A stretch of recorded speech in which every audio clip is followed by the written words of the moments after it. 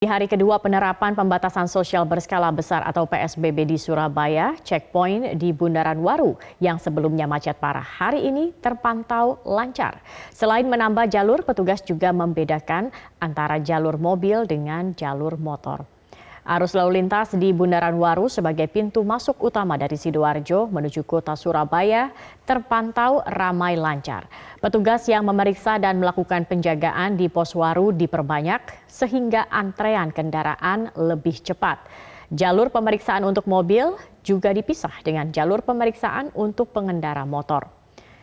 Sejumlah pengendara yang kedapatan tidak mematuhi peraturan PSBB seperti tidak mengenakan masker, tidak bisa menunjukkan ID card dan surat keterangan kerja di Surabaya juga diminta untuk balik arah. Kelancaran di checkpoint Bundaran Waru ini juga dipicu karena sebagian besar warga sudah mengerti akan aturan masuk wilayah PSBB di Surabaya Raya. Sehari sebelumnya, pada hari pertama pelaksanaan PSBB terjadi kemacetan panjang di pos checkpoint Bundaran Waru. Kemacetan terjadi karena banyak warga yang belum mengetahui peraturan PSBB serta jumlah petugas pengecekan yang terbatas.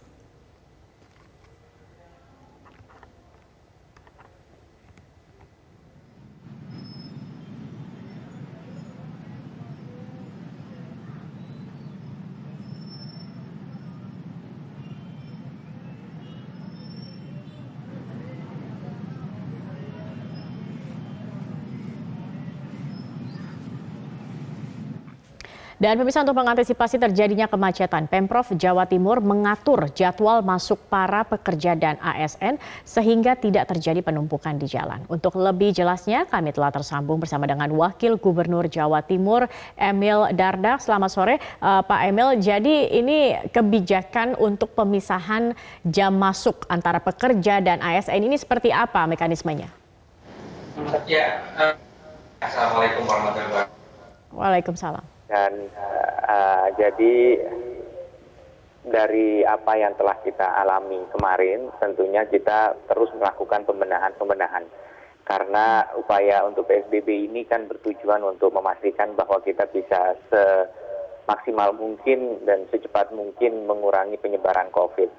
Nah, tetapi kita sadari bahwa kemarin ada bottleneck di checkpoint, sehingga ada dua hal yang dilakukan. Yang pertama adalah membenahi proses checkpoint tadi dengan memisahkan antara sepeda motor melalui frontage road, dibagi 4 lajur, kemudian ditambah petugas, dan juga tidak semua harus kemudian dicek satu persatu. Yang plat L dan W itu boleh langsung kecuali mereka melanggar protokol seperti masker, physical distancing di dalam kendaraan, dan sebagainya. Nah, satu sisi lagi yang dilakukan kemarin sebagaimana dibahas tadi adalah bagaimana kita menyikapi banyaknya. Jadi walaupun lancar, relatif tetap konsentrasi massa itu ada. Dan ini akibat dari memang masih beroperasinya tempat kerja yang pada esensinya PSBB ini bukan pelarangan tapi pembatasan. Jadi tempat kerja yang bisa mematuhi protokol-protokol untuk menjaga penyebaran COVID-19 ini tidak terjadi, ini diizinkan beroperasi. Dari data Kementerian Perindustrian di Jawa Timur ini, sudah ada sebanyak 13.000 izin operasional dan mobilitas kegiatan industri yang diterbitkan. Ini mengacu ke surat edaran Menperin nomor 4 tahun 2020 dan Menperin nomor 7 tahun 2020.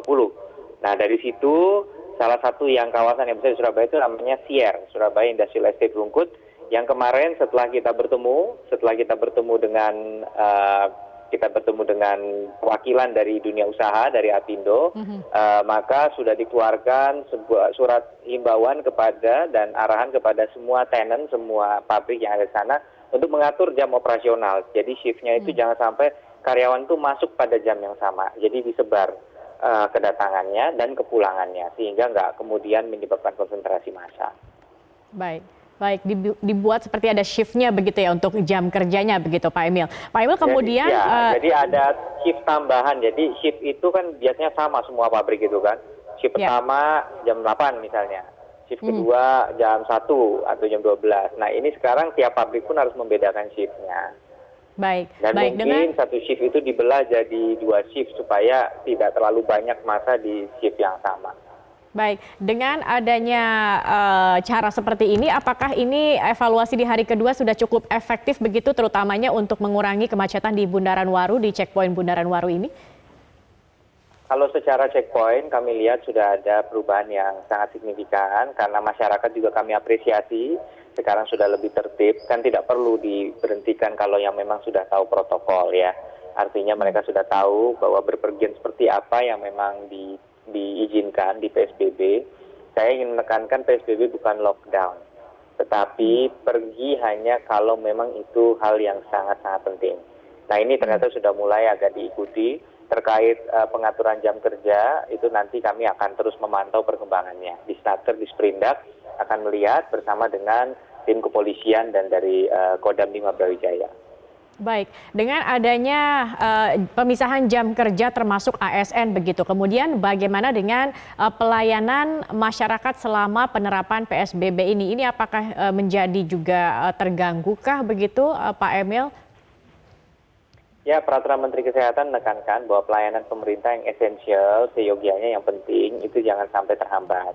Namun demikian, kita kan sudah menerapkan SPBE, Sistem Pemerintahan Berbasis Elektronik atau e-Government, sebelum COVID-19. Nah ini yang kita maksimalkan, tidak perlu datang langsung ke kantor pemerintah kalau semua bisa diurus melalui jalur online. Nah ini yang kita dorong bahwa kalau bisa maksimalkan jalur online, perluas itu. Jadi kayak sekarang misalnya mau bayar pajak kendaraan bermotor, walaupun memang juga untuk segmen tertentu mungkin ada